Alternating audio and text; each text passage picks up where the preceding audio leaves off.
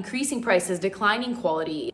No, maybe we are being tricked. I've actually never been good at self-promotion.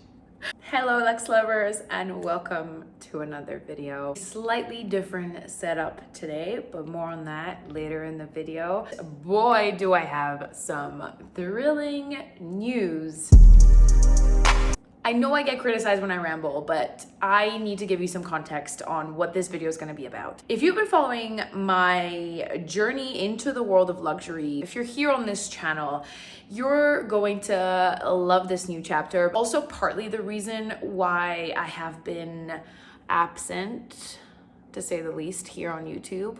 As many of you know, I've spent years diving deep into the world of luxury, exploring the most exquisite pieces, working with some of the world's most amazing, most well-known and recognized brands in the luxury world, uncovering hidden gems. He wrote Uncut Gems. Right. Through my work, both as a buyer and a sourcing specialist, I think it's come to a point in both my journey, but also what I'm observing in the industry as a whole, where luxury has shifted so dramatically and really come to a point where I think, are we like being tricked slightly here? Having this online community has been amazing because we've talked about luxury fatigue, and I've seen firsthand with many of my clients and my online community here, you guys saying that you're choosing not to play the game or not finding that luxury spark in the luxury shopping experience anymore. Therefore, a lot of you have told me that you are shifting to pre-loved,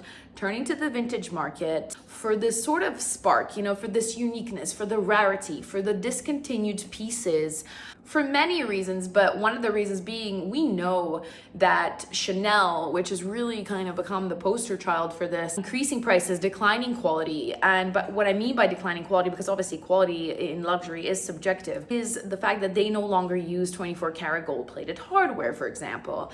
Last year is when I truly began to think about how can we really explore these pain points. At the time, I was still working on a freelance basis. I was still working with brands. I was working in branding. So on a day-to-day basis, my journey consists of thinking about how consumers perceive brands and how brands are going to position themselves mostly in the luxury sector.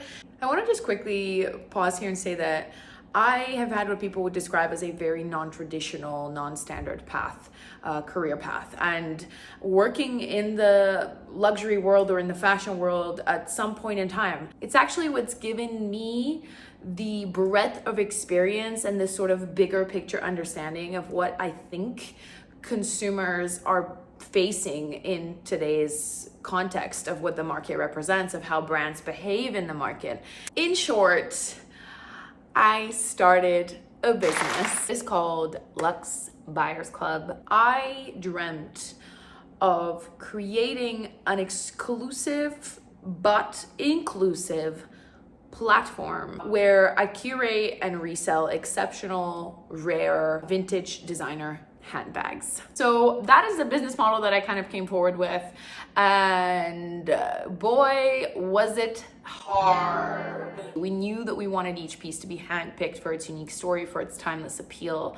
I already had the contacts in the industry to go out and know how to source competitively priced bags that I could sell to more people through a platform, but the admin side of things, that's where a lot of things came out that I was not prepared for. But anyway, that's not really what this video is about. One of the main things was, unlike other resale sites, I wanted LUXE Buyers Club to focus on quality over quantity.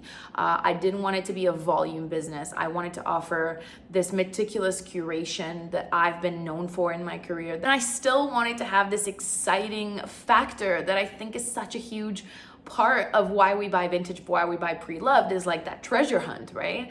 So I wanted to organize it around drops, and I knew that I wanted to do periodical drops, and each drop would have a theme. Curation of bags in each drop would be centered around. The second thing really was I had this vision with fashion, where for me, it's always about reference and context. With vintage, that's particularly true. So with LUXE Buyers Club, I wanted to ensure that my customer is always getting, detailed stories, descriptions, historical context, that, communicating really what makes each piece unique and why the pieces that we source are special, without it feeling like it's a crowded online platform, yet another online platform that sells pre-loved fashion. There's obviously a huge element of sustainability. I wanted to go one step further and make sure that everything that we do at every step of the business process adds to that continuation of the item's story when it gets to the buyer. To me, it really felt like I'm sourcing these exceptional pieces that, have this place in history, that have been seen in that pop culture moment, that have belonged to that person. And then they get to a whole new person who gets to actually continue writing this story. That's, I think, where I really, really wanted to add value with an amazing shopping experience. Make sure everything's really smooth, really clean, really neat. It's a name that's inspired by my experience in the industry, being a buyer. The meaning is twofold, because it's also about this collective power that I see consumers now having in the luxury world. When I said exclusive but inclusive, I wanted to feel like it's a platform for everybody, because we do actually indeed cater to so many different people. At the core is our value of celebrating fashion heritage sustainably. I wanted that sustainability aspect and that sustainability promise, because that's actually a much, much bigger thing for me, to carry through in everything from packaging to how we deliver. I wanted a shopping experience that feels personal, in the same way that you and I sit here and chat about handbags, and the transparent pricing with, by the way, the lowest commission fees in the industry is really where I want it to stand out. Authenticity, it's obviously the elephant in the room. It's always been the elephant in the room when it comes to any type of luxury resale, buying handbags online, and of course, particularly with vintage. These days, now that the market is more developed, it's both a blessing and a curse. Authentication overall has become an education subject that people study, that people get qualified for. Also leverage the power of AI. It's revolutionizing the authentication process. We've got access to entropy and real authentication. Both services use AI to examine physical characteristics and details of luxury items to determine whether they're genuine. Speaking of authenticity, I actually have some of our packaging over here. I just thought I'd show you. Every Luxe Buyers Club shopper gets an authentication certificate that is unique to your item, that is linked to our systems. This is something that you can hold on to, that in essence protects your investment. It's like this, and it comes with its own little pouch and unique reference number. I hope that is something that makes for a much more comfortable experience buying vintage. Not only that, but preserving the value of your item so it can be then recirculated, resold. Just a quick pause here, because we've played around with the packaging as we're days away from launching. I wanted to show you some of our packaging. You open this up. We actually played around with different ways of having our paper inside. All of our packaging is sustainable. You can read more about that on our website. We have details on basically where every single piece of packaging, all the way down to the PVC cards, comes from. I have the big box, and this is for your Birkins and your Kellys, like that.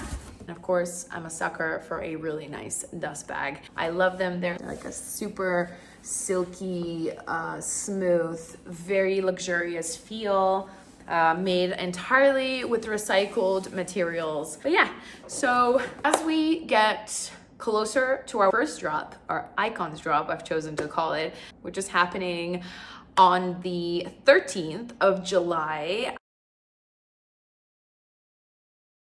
I wanted to share this with you and thank you for your incredible support, your feedback, stories that you have shared with me that have so greatly inspired me on this journey and this venture. I just cannot believe we did it. And I'm so, so, so grateful.